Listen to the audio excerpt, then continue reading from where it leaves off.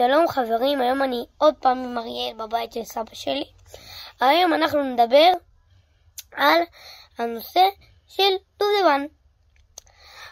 אז אנחנו היום נספר לכם סיפור, ואחרי זה אריאל ישאל אתכם שאלה אחת. יש לכם 10 שניות לעלות עליה.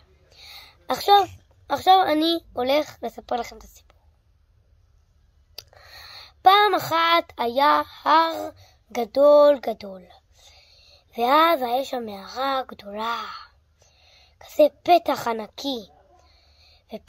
ואז יום אחד הדובדבן עלה, פתאום ראה את הזה,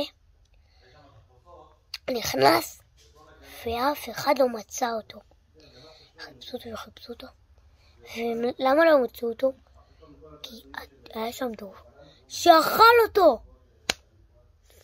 עכשיו אני הולך להגיד לאריאל מה התשובה, ולא לשמוע בבית, אל תהיו ממזרים.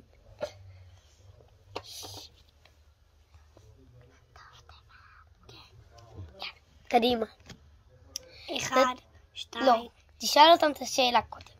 מה השאלה? לא, תשאל אותם.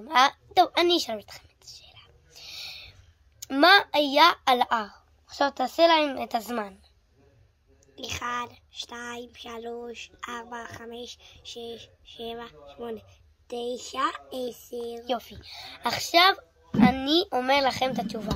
אם אמרתם דובדבן, תשובה נכונה, תעשה להם כפיים.